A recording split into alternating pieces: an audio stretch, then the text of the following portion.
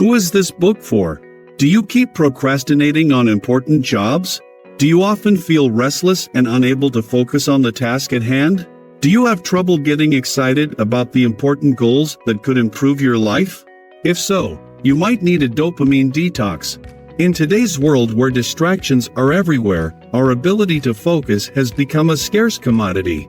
We're constantly being stimulated, feeling restless, often without knowing why. When the time comes to focus on the key tasks that would enable us to make progress toward our goals, we can often find a plethora of other things to do. Instead of working toward our goals, we might pop out for a walk, grab a coffee, check our emails, or reorganize our files instead. Everything seems like a great idea, everything except the very thing we should be doing. As we repeat this same pattern every day, we can let our biggest goals and loftier dreams slip between our fingers. We underperform and accomplish far less than we're capable of. And deep down we know it, which erodes our self-esteem and creates frustration, disappointment, apathy, jealousy, or even anger. But it doesn't have to be this way. When you learn to remove distractions and move away from this constant state of stimulation and restlessness, you can accomplish most of your challenging tasks.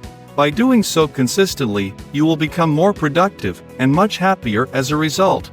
Are you ready to let go of unnecessary stimulations and reclaim your focus so that you can achieve your goals? More specifically, in the 48H Dopamine Detox, you'll learn how to remove overstimulation and feel focused and peaceful during work, feel naturally motivated to work on the key tasks that will enable you to reach your biggest goals, instead of procrastinating, eliminate unproductive activities and distractions, and skyrocket your ability to focus, and much more. If any of the above lessons interest you, read on. Introduction. Tell me if this is you. You know that if you could tackle just one specific task, it would have a massive impact on your overall levels of productivity. Perhaps it would improve your chances of earning a promotion. Or perhaps it would enhance your mental or physical well-being. But you never seem to start. Instead of working on your goal first thing in the morning, you end up checking your emails, looking at your stock portfolio, or scrolling your Facebook newsfeed instead. Soon enough, that important task will appear less and less appealing. You tell yourself you'll just have one more coffee, or you'll click on just one more YouTube video. But the more you delay your task, the harder it becomes to get started. It's as though an invisible mental barrier had appeared between you and your task, and this barrier seems impossible to overcome. Have you ever felt this way? If so, you'll greatly benefit from this book. In it, we'll introduce a simple method you can use to avoid overstimulation and make it easier to tackle your key tasks. So, are you up for the challenge? In Part 1, Dopamine and the Role It Plays, we'll explain what dopamine actually is and how it works. After reading this section, you'll understand why you can't stop checking your phone, struggle to stay away from social media, or binge-watch videos. In Part 2, The Problem, we'll see why dopamine can be an issue these days. In this part, you'll discover how your dopamine transmitters have been hijacked and why this can be a major challenge. In Part 3, The Benefits of a Detox, we'll review all the reasons a dopamine detox can be useful. We'll introduce a number of different types of dopamine detoxes, and we will discuss several misconceptions regarding dopamine. In Part 4, A 3-step method for a successful detox, we'll explain in detail how you can implement an effective dopamine detox in 3 simple steps. In Procrastination, we'll focus on getting you back to work. In this segment, you'll learn how to plan your day effectively and remove distractions to help you remain focused. Part 5, Doing the Work and Overcoming. Finally, in Part 6, Avoiding Dopamine Relapse, we'll work through some simple tools and techniques to help you avoid overstimulation and stay focused on your key tasks over the long term. Let's get started, shall we? Your free step-by-step workbook to help reclaim your focus. I've created a workbook as a companion guide to this book. Make sure you download it at the following URL, https://whatispersonaldevelopment.org/dopamine-detox. If you have any contact me at Cultize downloading the workbook. tbo.neuris@gmail.com and I will send it to you as soon as possible. Boost your productivity now with the Productivity Series. This book is the first book in the Productivity Series. You can check out the second book, immediate action at the URL below. mybook.to/immediate_action. Part 1, Dopamine and the Role It Plays. You've probably heard about dopamine before and have at least a vague idea of what it is. In this section, we'll briefly define dopamine and describe the role it plays. Dopamine is a neurotransmitter which makes us anticipate rewards such as having sexual relationships or eating nourishing food. Dopamine gives us the desire to take action to earn the exciting reward that's waiting for us. It is the force that makes us act. As such, it is a very useful neurotransmitter that has helped us survive and reproduce, and probably one of the main reasons you and I exist today. Contrary to what many people believe, dopamine is not a pleasure chemical. Simply because an event triggers the release of dopamine doesn't mean it is something we like or get pleasure from. In fact, when you pay close attention, you'll notice that as soon as you obtain the expected reward, you'll often feel empty and unfulfilled. The truth is that no amount of stimulation will ever bring you. Hey, Speechify here. You have exceeded your daily HD word limit. In order to continue enjoying your experience with high-quality voices, please upgrade your subscription by clicking the upgrade button. If you are not ready to upgrade, you can continue listening with non-HD voices. Giving you the sense of fulfillment you're seeking. Yet, many of us are constantly overstimulated, looking for the next source that could trigger a release of dopamine. It seems as though we always want more and are never satisfied. And the more we seek stimulation, the worse it becomes. Now, look at your own life. What are you addicted to? What do you crave? What are your main sources of stimulation? Do these things really make you happy? As you consider these questions, you'll probably notice that you're addicted to highly stimulating activities, such as watching video games, immersing yourself in social media or reading emails. When you undertake these activities, you start losing self-control. You want more and more stimulation. And even though they may not give you any real pleasure or lasting fulfillment, you keep doing them. After all, you need the next hit of dopamine, don't you? Under such a state of stimulation, any task that requires concentration becomes much harder to perform. As a result, you will procrastinate. You delay writing that book you've always planned. You put off starting that new venture, or you'll postpone that key project you're in charge of. To sum up, from an evolutionary perspective, dopamine's role is to encourage you to act to earn the anticipated reward needed for your survival or reproduction. This is dopamine's primary role. Unfortunately, in today's world, the process has been hijacked, which leads to many unintended consequences, as we'll discuss in the next section. Action step. Using your action guide, answer the following questions. What are you addicted to? What are your main sources of stimulation? Do they really make you happy?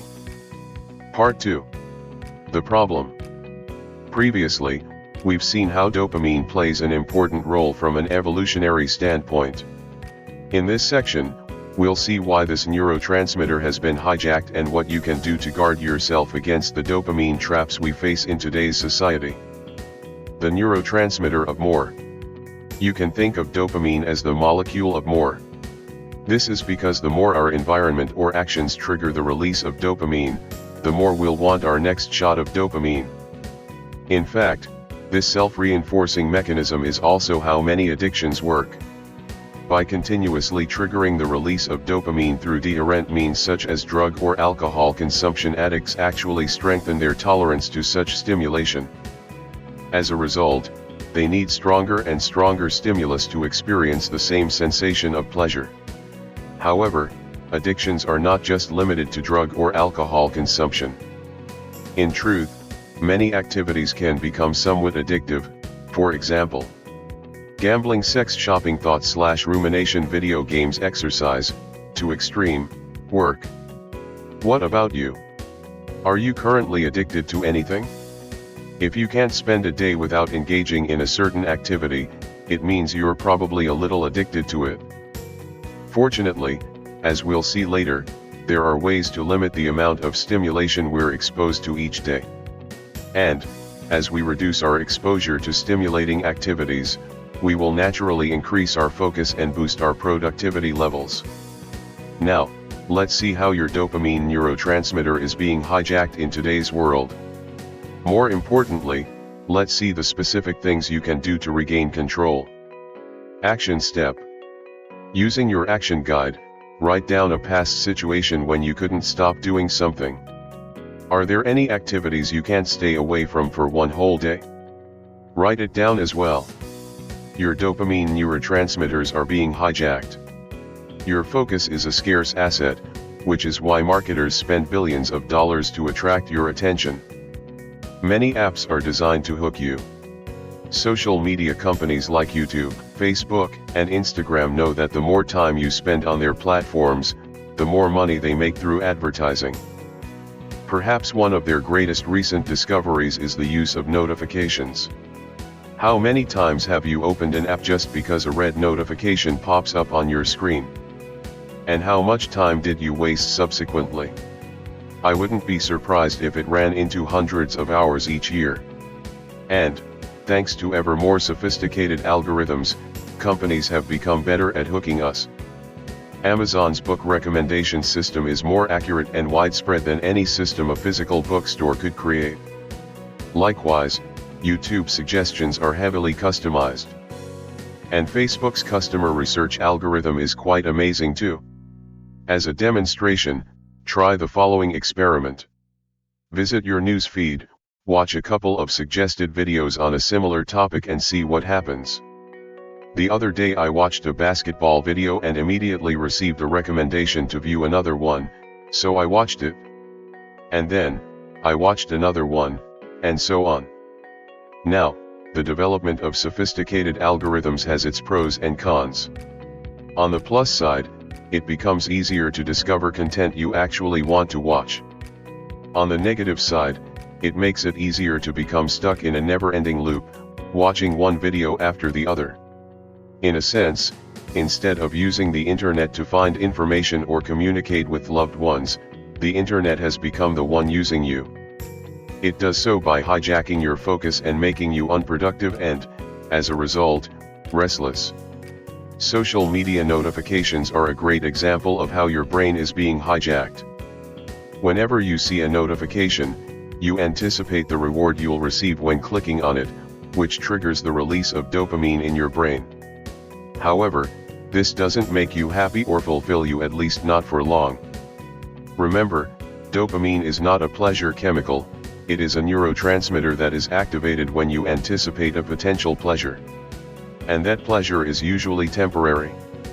Below are some other ways your dopamine neurotransmitters are being hijacked. Whenever you check your email, you're expecting a reward, which could be a message from a friend or some exciting news. Whenever you check stats, such as investment portfolio, or website Tracey stats, you expect a reward from seeing encouraging numbers. And the unpredictability makes it more exciting. Whenever you visit YouTube, you expect to watch interesting or exciting videos.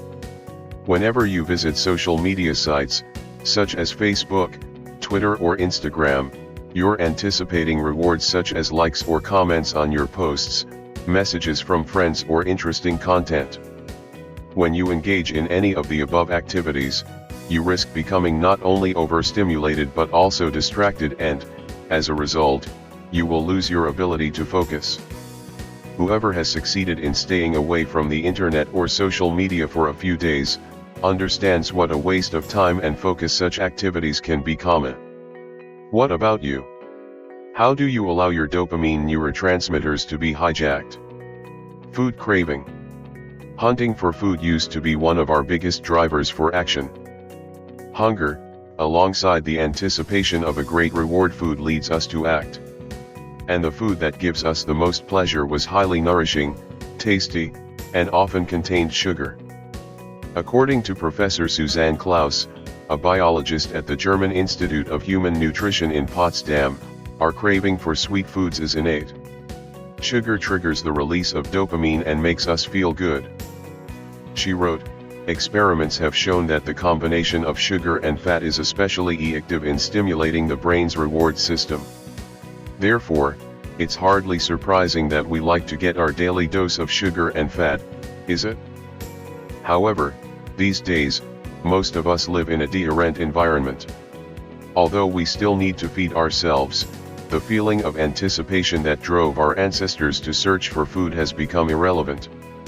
We can simply visit our local supermarket and buy what we want. There is no need to exert much effort. And, for most of us, food is plentiful. Yet, our biology has remained the same. We still experience that feeling of anticipation when being presented with rich food. This is where the food industry comes in. In this industry, marketers spend millions to encourage us to buy their products. They discovered that, by adding sugar, among other things, they can not only make the food more palatable, but they make us crave more. For this reason, if you look at the list of ingredients contained in any processed food, you'll find sugar in most of them. However, I should mention that, while there is a debate on the actual addictive power of sugar, it is unlikely to be as addictive as cocaine, as you might have read in some online articles. Robert Lustish, professor of pediatrics at the University of California, San Francisco, asserts that sugar is addictive but on the same level as nicotine, not drugs like heroin. As Dr. Ziauddin, a psychiatrist at the University of Cambridge, noted, the brain's reward system and the circuits that control eating behavior are the same ones that respond to drugs of abuse, but, unlike sugar, drugs of abuse seem to hijack those systems and turn off their normal controls. Furthermore, Tom Sanders, Emeritus Professor of Nutrition and Dietetics at King's College London, wrote, "It is absurd to suggest that sugar is addictive like hard drugs." He also said, while it is true that a liking for sweet things can be habit-forming, it is not addictive like opiates or cocaine. Individuals do not get withdrawal symptoms when they cut sugar intake. To conclude, humans seem to have a natural craving for sugar and fat. While we may not be addicted to them per se, it might be a good idea to reduce our intake and lower our dependence on them, especially on sugar. Dopamine and constant stimulation can impair your ability to think long-term. Studies have shown that one of the best predictors of success is the ability to think long-term. People who repeatedly focus on where they want to be in the future, make better decisions in the present. They tend to eat healthier food, be more productive at work and save and invest more money than others. After extensive research into success, Dr. Edward Banfield of Harvard University concluded that long-time perspective was the most important determinant of financial and personal success in life. He defined long-time as the ability to think several years into the future while making decisions in the present. Unfortunately, these days, focusing on our long-term goals isn't an easy feat. Many external forces lead us to become caught up in short-term thinking and encourage us to fall for immediate gratification. While we often know what we should be doing, we fail to do it. For example, we know we should eat healthily but binge eat on sweets or sugary beverages more than we should. We understand we should study, but we procrastinate by watching yet another series on Netflix. We can see the benefits of exercise, but we'd rather be sitting and chatting with friends on social media. I believe that social media, and the internet as a whole, have negatively impacted our ability to both think long-term and to focus deeply on the task in front of us. It is no surprise, therefore, that Apple CEO, Steve Jobs, prohibited his children from using phones or tablets even though his business was to sell millions of them to his customers. The billionaire investor and former senior executive at Facebook, Kamath Palihapitiya, argues that we must rewire our brain to focus on the long term, which starts by removing social media apps from our phones. In his words, such apps wire your brain for super-fast feedback. By receiving constant feedback, whether through likes, comments, or immediate replies to our messages, we condition ourselves to expect fast results with everything we do. And this feeling is certainly reinforced through ads for schemes to help us get rich quick, and through cognitive biases, i.e., we only hear about the richest and most successful YouTubers, not about the ones who fail. As we demand more and more stimulation, our focus is increasingly geared toward the short term and our vision of reality becomes distorted. This leads us to adopt inaccurate mental models such as, success should come quickly and easily, or I don't need to work hard to lose weight or make money. Ultimately, this erroneous concept distorts our vision of reality and our perception of time. We can feel jealous of people who seem to have achieved overnight success. We can even resent popular YouTubers. Even worse, we feel inadequate. It can lead us to think we are just not good enough, smart enough, or disciplined enough. Therefore, we feel the need to compensate by hustling harder. We have to hurry before we miss the opportunity. We have to find the secret that will help us become successful. And, in this frenetic race, we forget one of the most important values of all, patience. No, watching motivational videos all day long won't help you reach your goals. But, performing daily consistent actions, sustained over a long period of time will. Staying calm and focusing on the one task in front of you every day will. The point is, to achieve long-term goals in your personal or professional life, you must regain control of your attention and rewire your brain to focus on the long term. To do so, you should start by staying away from highly stimulating activities. Here is a perfect illustration of long-term thinking. Amazon, the world's third-largest company, was created in 1994 but had to wait until 2003 to have its first profitable year. That year, it generated a net profit of $35 million after reporting a net loss of $149 million the previous year.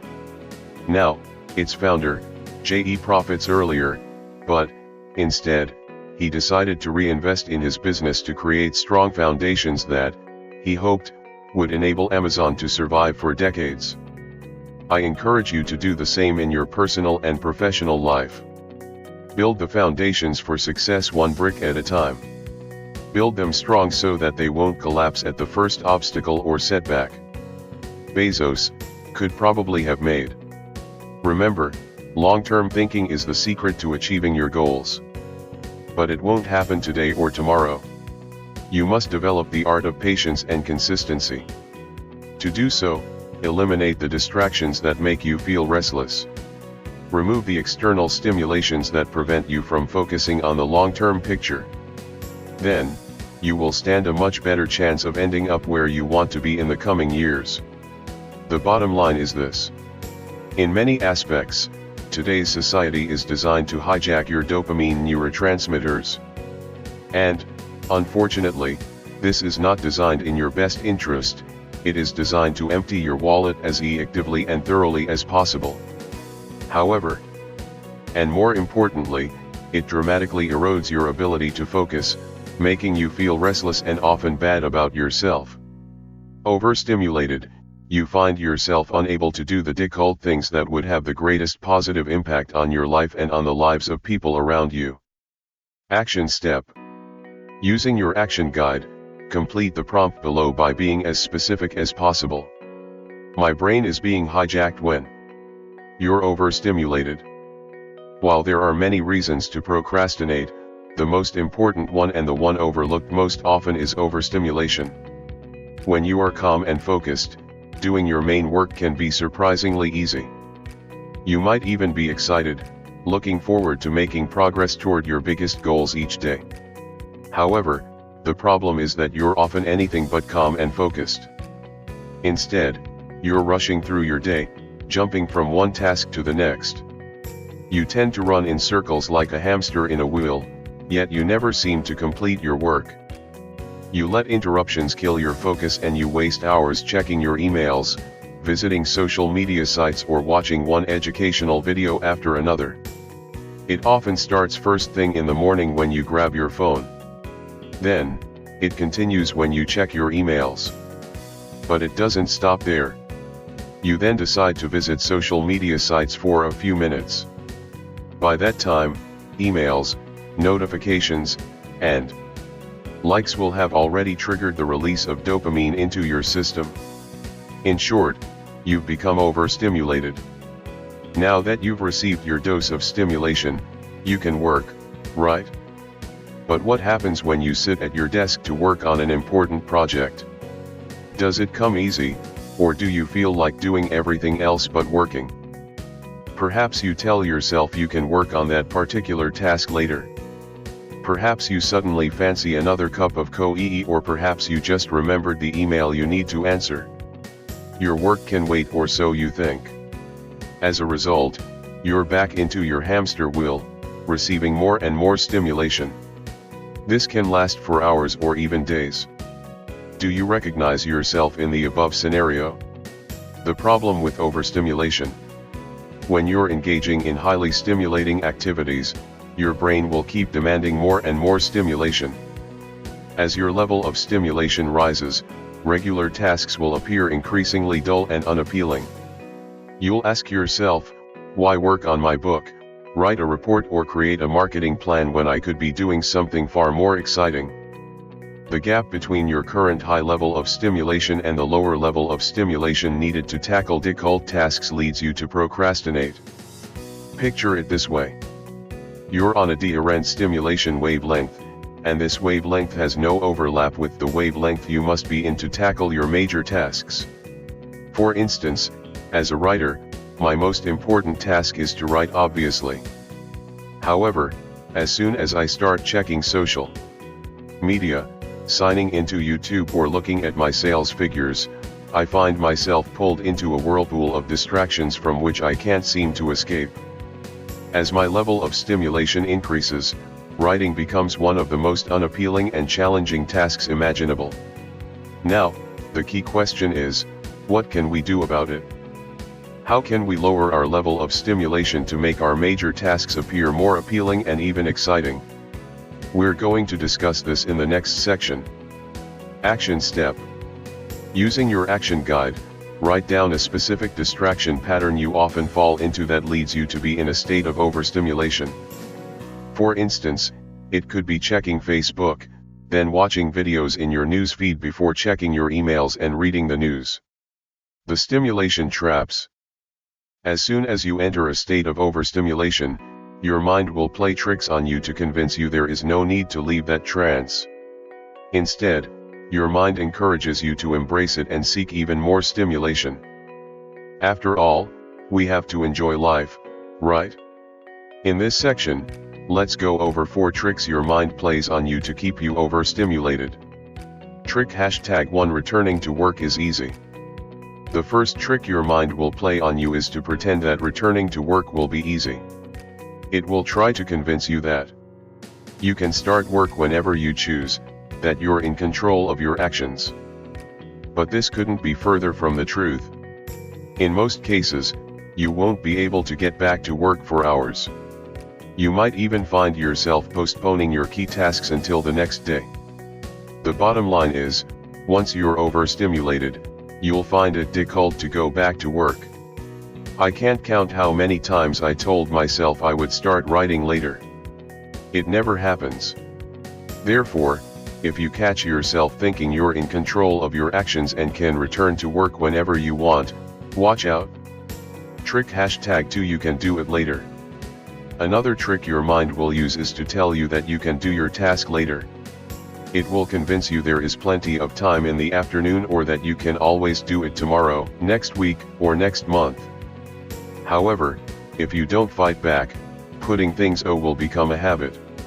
And 5 years from now, you'll be angry at yourself for having accomplished so few goals. Trick #3 Excitement is not the same thing as fulfillment. When you're engrossed in stimulating activities, your mind will sell you on how much fun and enjoyment you are having. You should do more of it. Don't worry about anything else for now. Just enjoy yourself. Or so your mind says. But whatever your mind says, excitement doesn't equal fulfillment. Once your level of stimulation reverts back to normal, ask yourself the following questions. How much did I actually benefit from watching YouTube videos, scrolling through my Facebook news feed, or checking my emails repeatedly? In hindsight, was the time spent in a meaningful way? Did it enhance the quality of your life? Remember,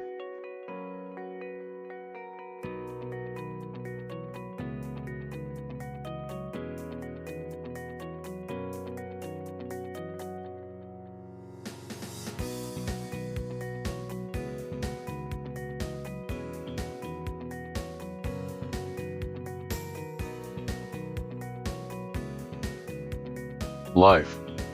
Remember, excitement isn't fulfillment. Excitement can be fun, but make sure you work on developing an inner sense of peace and a heightened state of focus. This is much more likely to bring you fulfillment in the long run. If you want to learn how to use your time both effectively and meaningfully in greater depth, read Book 8 in my Mastery series, Master Your Time. Trick #4 You're missing out. Checking emails or news every 30 minutes gives you the illusion of having some control over your environment. You don't want to miss an urgent email or the latest breaking news, right? But do you always need to reply to emails right away? Do you really have to check the latest news regularly? This way of thinking results from the fear of missing out. And this fear reflects a scarcity mindset, which is based on the idea that there might be a limited number of opportunities available to you. As such, you should seize each opportunity while you still can, shouldn't you? But opportunities are everywhere. There will always be more in the future. Thus, if you miss a piece of news, were unable to join a particular event, or failed to watch your favorite YouTuber's last live video, it's okay. Sure, I wouldn't recommend you miss the birth of your children or the wedding of your brother or sister, but for most events, it doesn't matter. Personally, I seldom read the news and never answer my phone unless I know who the caller is. And I almost never worry about missing a specific event because I know there will always be more events to enjoy in the future. What about you? Do you experience the fear of missing out? As you go through your day, take note of whenever you fall into these traps. Awareness will help as you start to work on lowering your level of stimulation and becoming more focused on your goals. Action step. Using your action guide, rate yourself for each of the following tricks on a scale from 1 to 10, 1 meaning you don't fall for that trap, 10 meaning it described your situation perfectly. Trick #1 My mind convinces me going back to work is easy. Trick #2 My mind tells me I can do it later. Trick #3 My mind makes me believe that excitement is similar to fulfillment. Trick #4 My mind tells me opportunities are limited. Part 3. The benefits of a detox. The different types of dopamine detox and their respective benefits.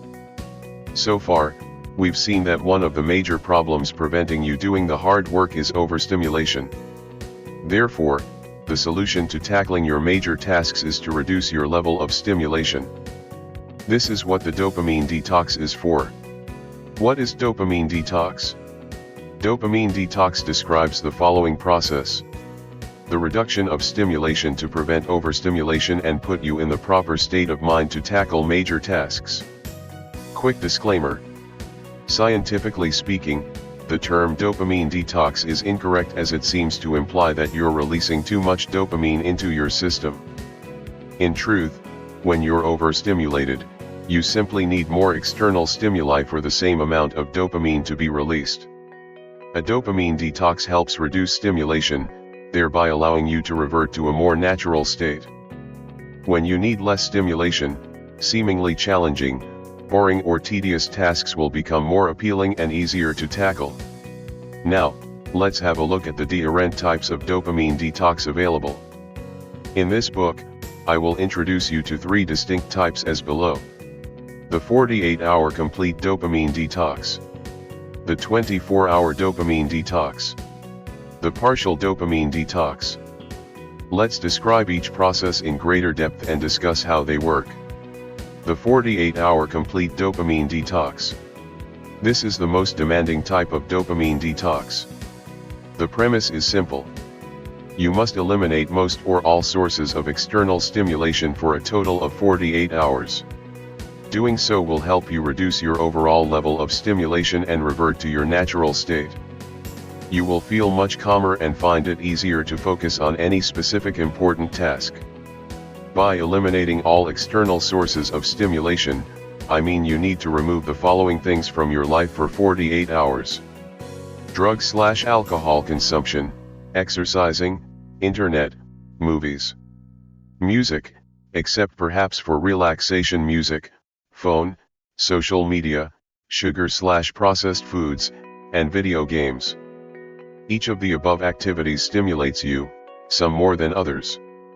Now, you might wonder, if I eliminate these distractions, what should I be doing instead?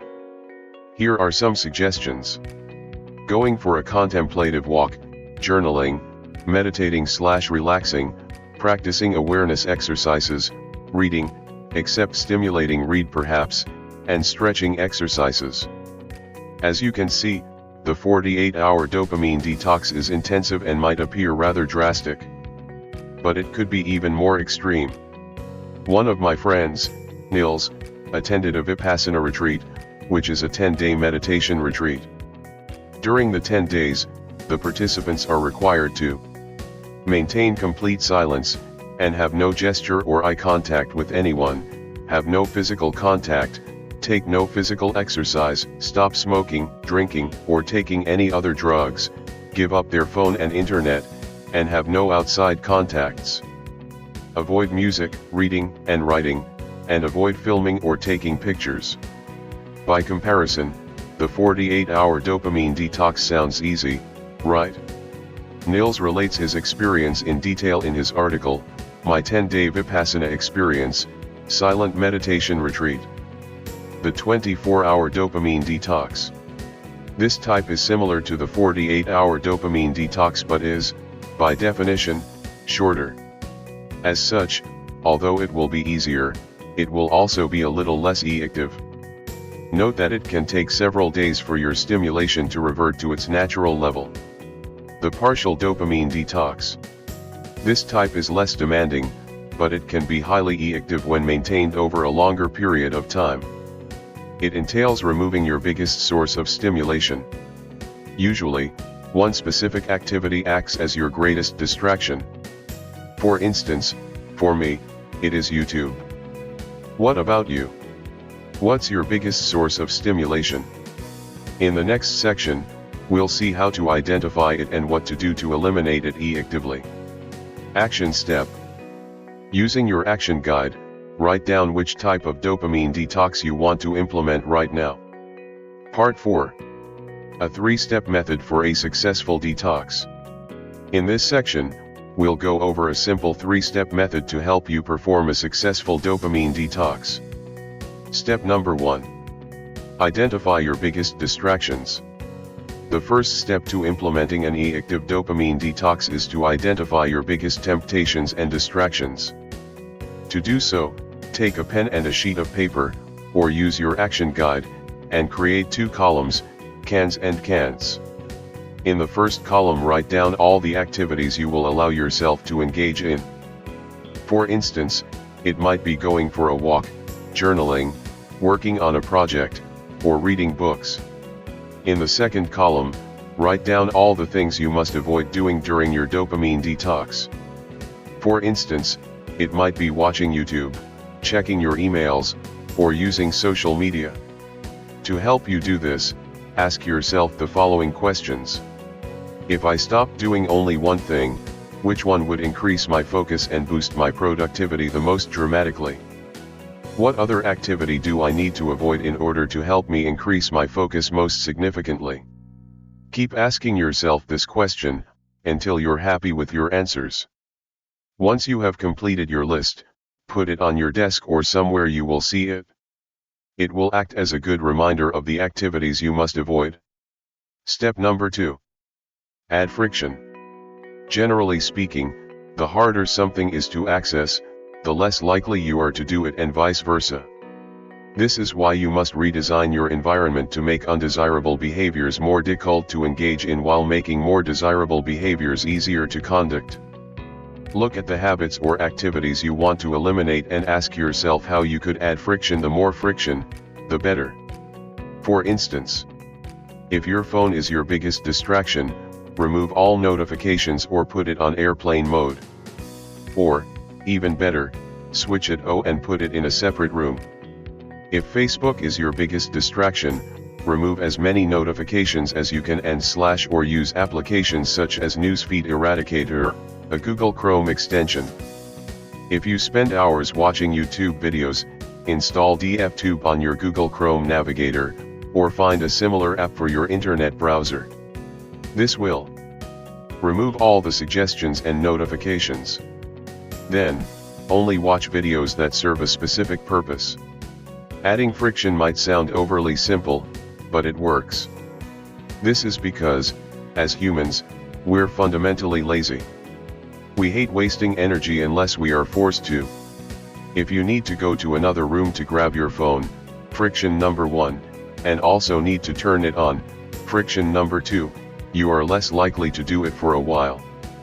After I put my internet modem in my storage room, to get it back I needed to leave my apartment, friction number 1, take the elevator to descend 4 floors, friction number 2, open 4 doors, friction number 3, number 4, number 5, and number 6, to reach my modem, and repeat the actions in reverse, friction number 7 to number 12.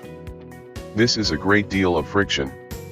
Since I spent energy to take my modem to the storage room in the first place, my mind resisted getting it back right away. This would be a great waste of energy, which my mind doesn't like.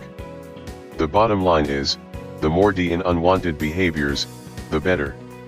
Cult you make it to engage. Conversely, make your desired behaviors as frictionless as possible. For instance, to facilitate writing in the morning, I avoid checking my phone or my emails and leave my word processor open. Then, I often put on relaxing music and use a timer. I like to do 45-minute work sessions. By doing so, I've removed friction and obtained the buy-in from my mind. It wouldn't make sense if I suddenly stopped the music, paused the timer, and moved on to another activity. My mind would see it as a waste of energy. Of course, I may still procrastinate, but removing friction and creating a simple routine reduces the chances of me doing so. Your turn now. How could you add friction to eliminate unwanted behaviors? Look at your list of cans. Next to each of them, write down specific things you could do to add friction. Then, look at your list of cans and write down things you could do to eliminate friction. Remember, your mind is lazy. Use this to your advantage. Step number 3: start first thing in the morning. The third and final step is simply to get started. I recommend you start first thing in the morning before becoming overly stimulated. I've noticed that if I check my phone or access the internet upon waking up, I will probably become distracted. I also recommend you create a morning routine to help you start your day on a positive note and with a strong focus. Over the long term, a simple morning routine can make a massive difference in your life. What about you? What's the first thing you do when you wake up? Does this help you remain calm and focused, or does it lead you to feel overstimulated and result in procrastination? To establish your morning routine, write down 2 or 3 simple things you could do each morning. You'll use these activities to kickstart your dopamine detox and, hopefully, you will stick to the routine over the long term. Remember that the routine should deepen your focus rather than stimulate you. For instance, you could meditate, stretch, listen to some relaxation music, write down your goals for the day, write down 3 things you're grateful for, or repeat positive affirmations. Action step. Using your action guide, create a simple daily routine to follow during your dopamine detox, and beyond. To sum up, in order to implement a successful dopamine detox you should 1. Identify your biggest temptations and/or distractions and write them down on the sheet of paper. Then, make sure you put the sheet in a prominent position. 2. Make unwanted behaviors harder to engage in by adding friction. 3. Make desired behaviors easier to engage in by reducing friction. 4. Implement a simple morning routine to calm your mind and start your day with a low level of stimulation. Now, decide whether you want to do a 48-hour, a 24-hour, or a partial detox. Then, identify the main sources of stimulation you'll eliminate as you go through your detox. For the 48-hour and 24-hour detox, try removing most, if not all, sources of stimulation. Stay away from the internet. Refrain from gambling. Avoid watching TV. Stop playing video games. Eat light meals free of sugar and processed food. Turn off your phone, and so on. For the partial detox, strive to remove your biggest source, of distraction. Tips to make the most of your dopamine detox. Below are a few tips that will help you maximize the benefits you'll obtain from your dopamine detox. Take notes. During your dopamine detox, I encourage you to take notes. If you feel restless, write it down. If you experience an urge to check your phone or to watch videos, write this down too. That way, you'll be able to identify your biggest sources of stimulation and learn more about the way your brain works. Reflect on your life. When we're constantly busy and overstimulated, we sometimes fail to take a step back. We can't see the forest for the trees. Use your dopamine detox as a way to zoom out. To do so, reflect on your goals. What goals are you pursuing? Are they the right ones for you? Are you making progress toward them each day? And if you keep doing what you're doing, will you reach them? Assess how you're using your time. Are you being truly productive each day? Do you spend time on things that matter? Which activities or projects do you really need to focus on? Which ones do you want to stop doing? Self-reflect. Are you where you want to be in life? What inner work could you do to improve yourself? Solve your problems. If you have any problems or worries, write them down alongside potential solutions. Just putting your thoughts on paper can help you declutter your mind and gain clarity. This is because it's difficult to address thoughts that stay in your mind. You tend to ruminate on them. On the other hand, writing them down makes them more concrete. It helps clarify your thinking. By giving words to your thoughts, or worries, you can address them more easily. I encourage you to take a pen and a sheet of paper and answer the questions above. In the absence of highly stimulating activities, you'll be calmer and more relaxed, and this, in turn, will allow you to develop greater insight. More generally speaking, dedicating time to thinking each week can make a major difference in your life. It can prevent you making big mistakes and save you a great deal of time and energy. Therefore, refuse to let busyness be an excuse to avoid reflecting on your life. Identify your fears. Finally, our never-ending search for stimulation is often an attempt to hide our fears. Being busy enables us to avoid having to face unpleasant feelings and scary truths about ourselves. Thus, if you notice certain disempowering thoughts or underlying fears, write them down too. Part B: Doing the work, and overcoming procrastination. One of the main goals of a dopamine detox is to lower your level of stimulation to help you feel more motivated to work on key tasks. In this section, we'll see what you can do to maintain the momentum and overcome your tendency to procrastinate. Plan your day. Being intentional with your day is an effective way to boost your productivity. When you take time each day to decide what you want to accomplish, you limit the risk of distraction. Consequently, the more intentional you are, the better. Planning your day is important for the following reasons. It gives you an opportunity to clarify which tasks are important and which ones aren't. It reduces the odds of your mind distracting you during the day. Because you know exactly what you have to do, you can move from one task to the next smoothly and without distractions. You will feel less stressed and more in control. Instead of reacting to your environment and letting it distract you, you will move toward your goals proactively. How to plan your day. You don't need fancy tools to plan your day. Instead, you can use a secret technique forgotten by many: pen and paper. Simply write down a few key tasks you must achieve today. 3 to 5 tasks might be ideal. Place them in order of importance and start working on your first task. Once you complete it, proceed to the next. Repeat the process until you have completed all the tasks on your list. Now, here are a few things to consider. Make sure these are key tasks that move the needle forward. To help you identify your major tasks, you can ask yourself the following question. If I could complete only one task today, which one would have the greatest impact? If you're still unsure, ask yourself this question.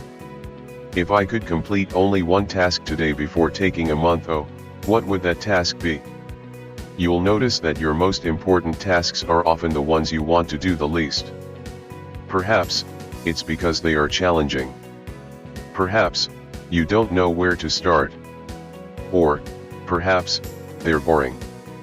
But your dopamine detox will help make these tasks easier to tackle.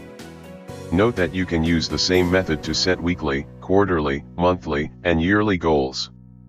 I also recommend you create a long-term vision. It could be a 5 or 10-year plan.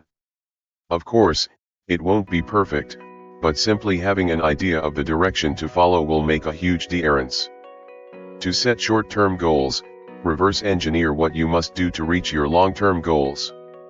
For instance, if I want to write a book in the next 90 days, one goal could be to create an outline. Another could be to complete the first draft. And to hit that target, I could establish a specific daily word count. Action step. Using your action guide or a separate sheet of paper, write down your daily and weekly goals. Schedule one major task to work on each morning. While there are thousands of books on productivity, only a few principles matter. I believe the most important one is to identify your key task and tackle it first thing in the morning and do this consistently. Even though you might have a never-ending to-do list, there are always a few major tasks that, when completed, will skyrocket your productivity. Unless you can complete them, nothing else will really matter. The key to productivity can be summarized in 3 words. 1. Focus, 2. Consistency, and 3. Impact. 1. Focus is your ability to maintain your concentration and avoid distraction or procrastination while working on your tasks. 2. Consistency means developing the habit of working on your key tasks every day, week after week, month after month, and year after year. 3. Impact means identifying your key tasks, the ones that have the greatest impact on your long-term success, and working on them as often as possible. Productivity can then be defined as having consistent focus on your most impactful tasks. Now, let's see what you can do specifically to stay focused on your most important task each day. Develop laser-sharp focus. Your ability to develop laser-sharp focus is one of the most important things you can do to improve your productivity. By focusing on your key tasks consistently for just 45 minutes daily, you can make more progress than you can with almost anything else you could be doing instead. In this section, we'll discuss specific things you can do to build your focus and complete your key tasks each day. 1. Be at the same place, at the same time every day. As we mentioned before, a simple daily routine will help you condition your mind, help you feel more in control, and lower your stimulation. As a result, starting work will become easier. One thing that will strengthen your routine is to be at the same place at the same time each day. The famous writer, Stephen King, sits at his desk every day at the same time and writes. He doesn't wait for inspiration to come. Instead, he starts, knowing that inspiration will come as he immerses himself in his work. Do the same thing. Choose a time and place where you'll be tackling your major tasks each day. Then, practice doing it one day at a time, and you will gradually build your consistency and focus.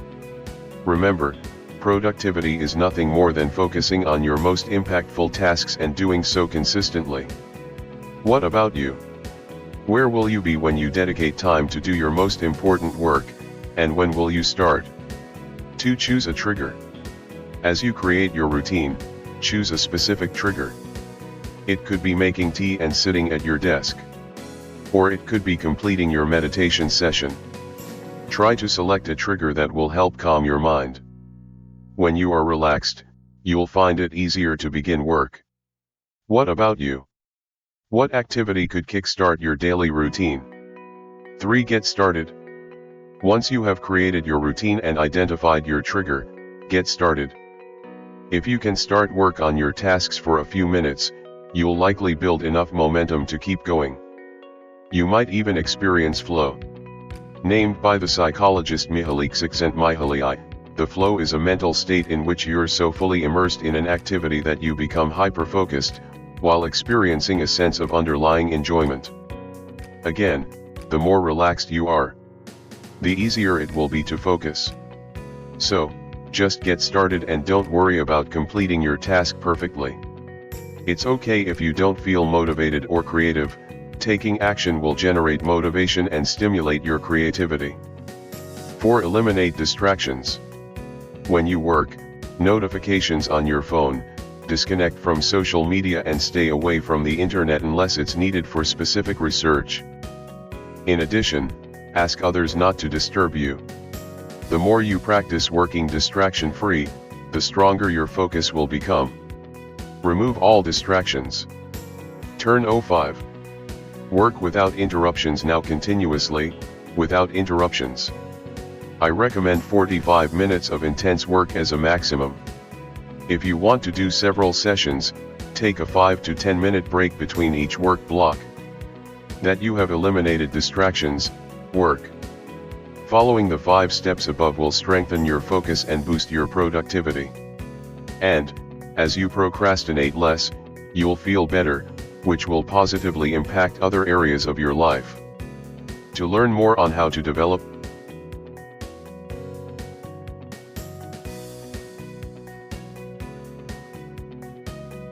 laser-sharp focus, refer to Book 3 in the series, Powerful Focus. Action Step. Using your action guide, follow the steps below to develop laser-sharp focus. 1. Decide what time you will focus on your key tasks. Then, make sure you're at the same place at the same time each day. 2. Choose a specific trigger to signal the start of your morning routine. 3. Just get started. When you work on your tasks for a few minutes, you'll be more likely to enter the flow and keep working longer. 4. Eliminate any distractions, phone notifications, internet, etc., and 5. Finally, work without interruption. Aim to complete 45 minutes of uninterrupted work. Beware of open systems. The activities with the biggest potential for distractions are usually part of an open system. What is an open system? An open system is simply an application or situation that provides you with a continuous and never-ending supply of external stimuli. Some examples are emails, Facebook, YouTube, and, more generally, the internet as a whole. Whenever you enter an open system, you risk becoming overstimulated. For instance, if the first thing you do in the morning is to check Facebook, you might find yourself scrolling down your news feed for no reason, watching one video after the next, or messaging a friend and entering a long conversation. Once you finally close Facebook, you might find yourself so stimulated, you'll struggle to begin work. This is why you must guard against entering an open system and understand the risk you take if you do so. With open systems, there is no end to reach, no point at which you can ever be finished, and an almost infinite number of ways to become distracted. As a result, you can end up wasting hours of your time each day. In short, open systems create distractions. Instead, you should strive to design closed systems. What are closed systems? These are systems that offer little or no room for distractions. As a result, they force you to work on your task and only on it. Some examples are Excel spreadsheets, Word documents, or PowerPoint presentations. These days, I strive to open the file for the book I'm currently writing, before doing anything else on my computer. I also avoid checking my phone. In other words, I start my day with a closed system, and I encourage you to do the same. When you begin your working day with a closed system, you can avoid becoming overstimulated, which will make it easier for you to work on challenging tasks. And as you do so each day, you'll feel better and will want to work on even more tasks. So, perhaps one of the biggest secrets to overcoming procrastination and becoming more productive is to start your day with a closed system. This way, you can avoid countless distractions. Remember, what you do first thing in the morning matters far more than you think. Just one tiny decision can have a dramatic effect on your day's productivity. Action step. Using your action guide, write down a few examples of open systems that lead to you becoming distracted. Then, write down one closed system you could implement to help you increase your productivity. Part 6. Avoiding dopamine relapse. Congratulations! You've just completed a dopamine detox, and now, I bet you feel much more relaxed and far more in control of your day. But what next? If you're not careful, you'll inevitably relapse. Old habits die hard. That's why, in this section, we'll describe a few specific things you can do to avoid reverting back to your never-ending stimulation loop. Let's get started. 1. Be aware when you start relapsing. Self-awareness is the key to making lasting change. The first step to avoid or limit relapses is to notice whenever you find yourself becoming overstimulated. When you struggle to work on an important task, stop for a moment. Then, recommit to your daily routine. In truth, you will probably relapse after a few days, weeks, or months. And this is completely normal. I find myself going from periods when I'm hyper-focused to periods when I feel restless and so overstimulated that I struggle to complete any work. 2. Understand the battle between you and your mind. When it happens to you, the key is to accept it and avoid feeling guilty. Beating yourself up won't help you build a successful daily routine. It will only make things worse. Therefore, don't dwell on it. Don't feel guilty or ashamed of yourself. Simply restart your routine and do it one day at a time. 3. Understand that the world is against you. In today's world, maintaining focus has become incredibly difficult. That's because everybody is vying for our attention. And I'm not just talking about our family members, friends, or colleagues. I'm also talking about marketers, YouTubers, or bloggers. Nowadays more than ever, the ability to attract people's attention is one of the biggest sources of income for many companies. In short, your focus is worth a lot of money, which is why YouTube, Facebook, and Instagram do everything they can to keep you glued to your screen. However, your focus is also worth a lot of money to you.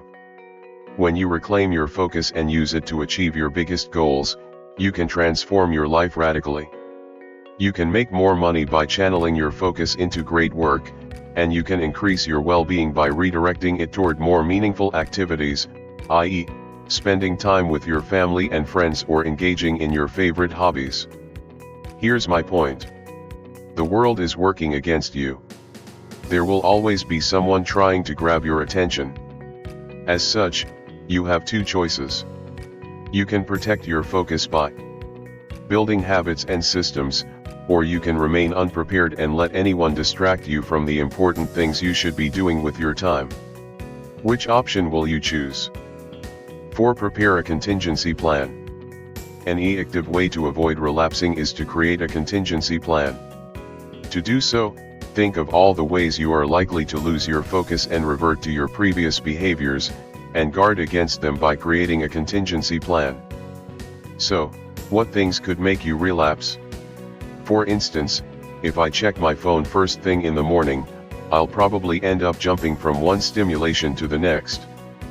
I'll check Facebook, then perhaps reply to a message. This message may remind me of something else I need to do, or it might give me ideas. Suddenly, my mind will become agitated and provide me with a plethora of good reasons not to write this morning. To create your contingency plan, consider all the activities with the highest potential for distraction. To identify them, revisit the list of can'ts you created earlier. Envision the worst-case scenarios. What could lead you to lose focus and stop doing your morning routine? Using your action guide, write down all the worst-case scenarios you can think of. Prepare yourself mentally. Visualize yourself going through these scenarios. How will you react? Now, how would you like to react? See yourself dealing with these scenarios the best way possible. 5. Put a sustainable system in place. The key to lowering your levels of stimulation is to implement a simple and sustainable system. This system doesn't necessarily entail a complete shutdown from distractions, but it does require putting in place habits that will help you stay focused. Consequently, as we've seen before, make sure you have a simple daily routine you can stick to consistently. 6. Cultivate the here and now neurotransmitters. To prevent overstimulation, cultivate the here and now neurotransmitters, which include endorphin, oxytocin, or serotonin. These neurotransmitters are the opposite of dopamine neurotransmitters in that they make you feel calmer and more present. To activate these neurotransmitters, incorporate activities that ground you in the present, such as meditation. By meditating even for just a few minutes, you can practice being more present in the moment. To do so, close your eyes and focus your attention on your breathing. You can also place your attention on one of your 5 senses. Then, switch to another sense, and another, and so on. There are no incorrect ways to meditate. Look for meditation books for beginners, search for meditation videos online, or simply experiment and see what works best for you. Stretching. When you stretch, you automatically relax your body and slow your breathing, which enables you to feel calmer and more present. Mindfulness. This means being aware of what's going inside you and around you. There are many ways to practice mindfulness. For example, you can eat slowly while noticing each flavor or texture. Or you can place your attention on your body and observe all the sensations you're experiencing from head to toe. You could also practice completing household or work-related chores, while trying to be as present as possible. Contemplative walking. How present are you when you go for a walk? Do you hear the birds singing? Do you feel the wind blowing on your face? Do you notice the shape of clouds? Often, people become stuck in their head thinking of their next task or worrying about problems in their life. Don't be like them. Next time you go for a walk, observe things around you as if you were seeing them for the first time. Focus on each of your senses. See things you've never seen before. Hear sounds you've never heard before. Smell aromas you've never smelled before. Experience bodily sensations you've never noticed before. Be present. Deep social interactions. Interacting with other human beings activates neurotransmitters such as oxytocin, which is sometimes called the love hormone. The more present you are, the more you'll be able to connect and experience a pleasant sense of bonding. Therefore, make sure you spend enough time around the people you care about. Boredom.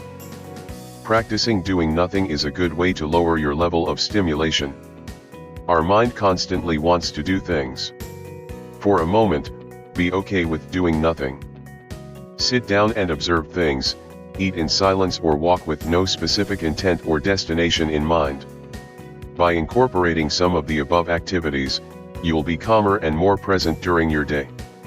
As a result, you will reduce the risk of becoming overstimulated. What about you? What activities could you implement in your daily routine? Action step. Using your action guide, write down at least one activity you could engage in every day in order to stay calm and focused. Commit to a 30-day challenge. To benefit from your dopamine detox, I encourage you to implement a simple daily routine to adhere to for the next 30 days. See it as a 30-day challenge. This will help you avoid reverting to your old habits as soon as you finish your dopamine detox. Alternatively, you can read the other books in the series as you continue your journey toward higher levels of focus and productivity. Each subsequent book in the series will help you build a critical skill in just 7 days. In Book 2, Immediate Action, you'll discover how to overcome procrastination. In Book 3, Powerful Focus, you'll learn how to gain clarity and develop laser-sharp focus. In Book 4, Strategic Mindset, you'll refine your critical thinking skills and develop a crystal-clear strategy that will help you skyrocket your productivity. Conclusion. You can choose to control your focus, or you can let someone else take it away from you. When you learn to avoid highly stimulating activities that destroy your ability to remain calm and focused, you'll find yourself capable of tackling your major tasks with more ease than ever before. Going through a dopamine detox will help you lower your level of stimulation and ensure you work on your major tasks. Remember that excitement and fulfillment aren't the same things. As you learn to eliminate external stimulations and immerse yourself in your work, hobbies, or relationships, you'll experience a deeper sense of fulfillment and will feel much better. You will also end up becoming far more productive and accomplishing many of your goals and dreams. So, stop letting your environment hijack your brain and regain control of it instead. This is the key to a healthy and productive life. Other books by the authors: Crush Your Limits, Break Free from Limitations and Achieve Your True Potential. Goal Setting,